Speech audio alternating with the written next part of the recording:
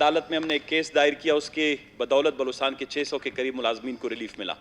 وہ constitutional petition میرا ہی تھا جس میں جونیئر افسران کی تعیناتی کے خلاف ہم گئے تھے, اور اس میں پورے بلوچستان کے افسران کو ریلیف ملا ہے. میں حکومت کو بھی اس میں داد دیتا ہوں کہ انہوں نے بھی اس میں بڑا تعاون کیا. اچھی بات ہے جی, شکریہ. یہ گڈ گورننس جو ہے ہم نے تھرو کورٹ جو ہے بلوچستان میں متعارف کروا دیا. جی جناب والا, میرا سوال جو تھا وہ یہ تھا کہ 2015 میں محکمہ آزاد, کوشچن نمبر 101 آئی تھنک, بالکل میں سپلیمنٹ جواب, ہاں سپلیمنٹری پہ آج. سر اس میں یہ ہے کہ کافی غریب ملازمین ہیں جو محکمہ مواصلات کے, وہ اس میں 387 ملازمین ایک ہیں, پھر اس کے بعد کچھ اور ملازمین ہیں. پچھلی دفعہ بھی جب اس وقت اس محکمے کی ذمہ داری ہمارے دوست نوابزادہ طارق مکسی صاحب کے ساتھ تھی, اس وقت بھی ایک کمیٹی بنی تھی اس پہ, اور ابھی تک یہ سلسلہ جا رہا ہے. اس میں کچھ انجینئرز تھے, کچھ چھوٹے لیول کے لوگ ہیں. اب ڈپارٹمنٹ نے کہا ہے آخری پیرا 4 میں کہ محکمہ مواصلات ان لوگوں کو اون نہیں کرتا, اس لیے ان کا کوئی ریکارڈ موجود نہیں, اور نہ ہی محکمہ ایسے جعلی ملازمین کو ریگولائز کرنے کا ارادہ رکھتی ہے. پرابلم یہ ہے کہ 10 سے 15 سال تک تنخواہیں لی گئیں, 10 سے 15 سال تک وہ سرکار کے ملازم تھے, انہوں نے سرکار سے بینیفٹ لیے. All of a sudden سرکار has decided, government has decided to disown almost like more than 500 individuals, personals of C&W department. میں تو یہ سمجھتا ہوں کہ ان غریبوں کا تو کوئی قصور نہیں ہے.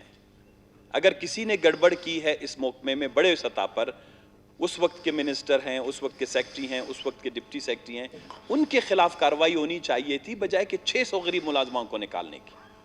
600 غریب ملازموں کو اب بھی C&W میں گنجائش ہے, ان کو آپ پرماننٹ کرنے کی گنجائش پیدا کریں, اور جو اگر کسی نے غلطی کی ہے, محکمے کو نقصان دیا ہے, اس کے خلاف جو ہے کارروائی کریں تاکہ آئندہ کوئی اس قسم کی غلطی نہیں کرے. تو منسٹر صاحب اگر اسے ایگری کرتے ہیں تو تکلیف کر لیں, اسی کمیٹی کو ایکٹیو کر لیں تاکہ اس مسئلے کو حل کیا جا سکے. Thank you.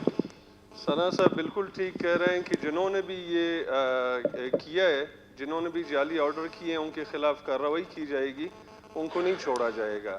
اس کی نیب بھی انکوائری کر رہی ہے, اور ہماری ایک ڈپارٹمنٹل کمیٹی بھی ہے. وہ ہم نے واقعی میں مانتا ہوں فلور پہ کہ ہم نے اس میں کوئی کوتاہی کی ہے. طارق مکسی صاحب کے بعد اس کی کوئی میٹنگ نہیں ہوئی ہے.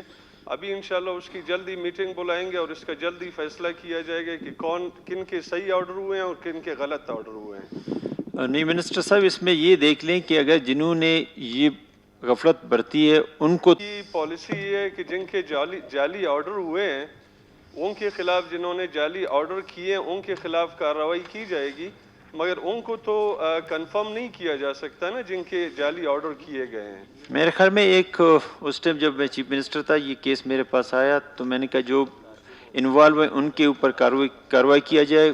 غریب لوگوں جو 10 سال سے انہوں نے نوکری کیا ہے, اب وہ کسی کام کے قابل نہیں ہیں, تو ان کو آپ ڈپارٹمنٹ دے کے ان کا سمری بنا کے بھیج دیں. شاید اس ٹائم کچھ اس پہ انیشیٹو لیا گیا تھا, دیکھ لیں. اگر ہو سکتا ہے گورنمنٹ کوشش کرے کہ غریب تو ان کو اگر ہو سکے تو ان کو بھرتی کرا دیں.